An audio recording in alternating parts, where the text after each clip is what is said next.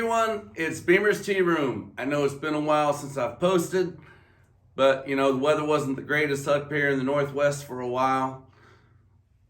But then, last week it started clearing up.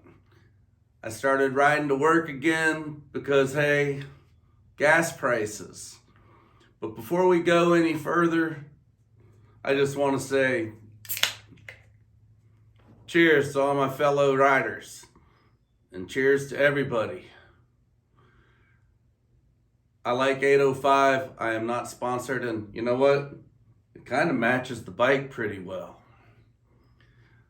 All right. So I started commuting to work. I normally hate it. I don't like to take the risk of busy times, but I work so early in the morning. That's not a problem. It's just being awake enough to get on the bike. So if I'm not feeling it, I don't do it, because you don't want to ride a bike without being mentally alert. That's a problem for someone who's not a morning person. So what I want to ask today is, who do you like to ride with? This is important because a lot of times we don't have a choice. As new riders and fresh riders, you're in groups. You might have one or two friends who are fairly experienced, but you're going to get out and maybe want to ride in a rally, or you're going to want to do a memorial run or a Christmas run or a teddy bear run for charity of some sort. And that's a lot of bikes.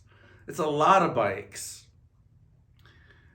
And riding staggered in a large group is, honestly, it unnerves me. You have too many people who don't know what the hell they're doing, who think they know what they're doing. Then you have people without a lot of experience, and a lot of people don't know group riding rules. And I'm not going to get real deep into it, but the primary things are, there's the guy up front. He's either called the ride captain or, the ride leader. He's the guy that knows the roads. He knows where you're going. And then the next important guy is at the very end of that line, whether it's 100 bikes, whether it's 3, 4, or 5. The guy in back is called the tail gunner. His job is to secure the passing lane. And a lot of times, the ride leader will signal his arm out that he wants to go into that next lane, and everyone behind him just starts moving over. The proper way that is supposed to happen, the ride leader signals which way he's going, like to change lanes. And then the guy in back, the tail gunner, it is his job to secure that lane. So he should move over. He should be the first person in that left lane. And once he's over, then everybody else can move over. I've seen it done all kinds of screwed up ways, and very dangerously too. I had a group ride of about 20 people going up a certain mountain road around where I live out here.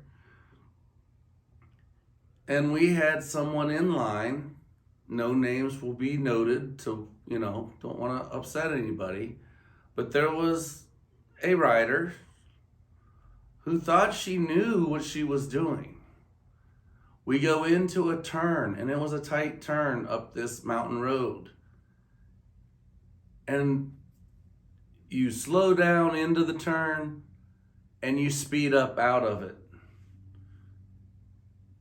She slowed down into the turn and went even slower out of it and caused 4 people to almost wreck. No one did, thank God. Everyone was paying attention. But that type of rider should not be in the middle of the pack. A lot of times they put least experienced riders towards the rear for that reason. And it's the tail gunner's job to give enough space for little mistakes to happen, and he also knows where you're going in case you get separated. You got a new ride leader to take the lost sheep back to the pack. That's the easiest analogy I can come up with. So, I'll be honest, I don't like running in large packs anymore. One of my best friends I've known for 30 years. We've chased each other all over the country. His nickname, Freddy Krueger. And I'm saying that because people who were in the service with us will know who I'm talking about. Freddy used to teach MSF after he retired. He's a great rider. He's a safe rider. When I'm with him, he is always the leader. And he really knows the roads out here very well. Freddie is the captain. Beamer here, I take tail gunner every time. I love to ride tail gunner. It's important, and I'm pretty good at it. Not to brag, but it is what it is. So here lately, in the last 4 months, his oldest son, who is 20, has been riding for about 4 months now. He has a nice Indian Scout. So our rides are 3 to 4 people. Freddie up front, then his son, and then myself with my girlfriend riding 2 up.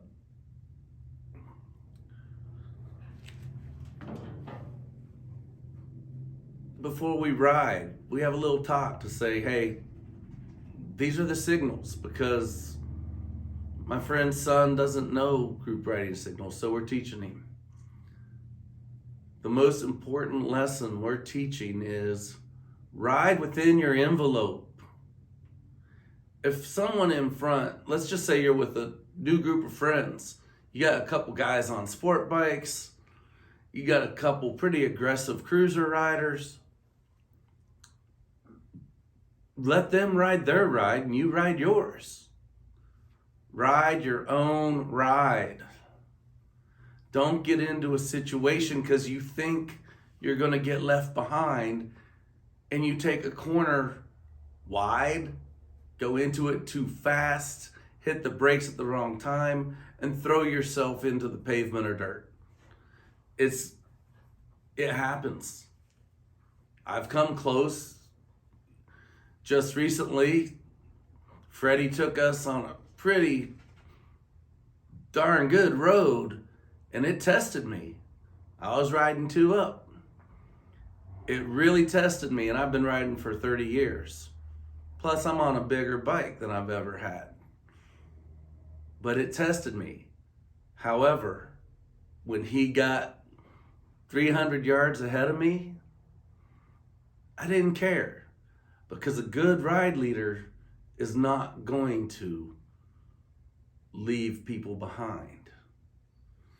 This also comes into play when trying to come off a side road onto a highway or onto any road. The first couple bikes go, and then there's traffic and you can't get there and you're scared you're going to get lost. So a lot of people have done some pretty foolish pullouts to try and catch up and not get lost. If the ride leader is good, and this is what's always hard to tell, they will go up the road a little bit, and then everyone will pull off and wait for you to catch up. And when they see you coming, they will get in the road, and you'll be fine. So don't get nervous. Take a deep breath. Enjoy your ride. And the people you ride with, talk to them. In a group of 3 or 4, most people stay single file. But if you're in a big group riding, Washington state law, you cannot ride wheel to wheel. You have to be staggered. at least half a bike length. But that's pretty close for some people, depending on traffic and the size of bike next to you. Just ride your own ride. Don't get into something that's gonna make you wreck. Thank you.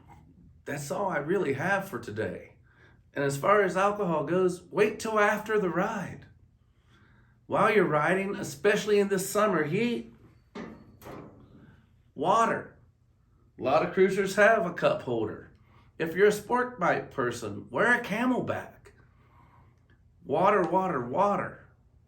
You know, I lived in Texas for a long time, and water, water, water. You don't want to pass out from heat exhaustion. So yes, I have a beer in one hand and a water in the other, but I'm not riding. But it's freaking hot in my garage. It's 90 degrees outside. Studio's hot. So I'm drinking water today. Be responsible. Don't do poker runs and drink a beer at every run.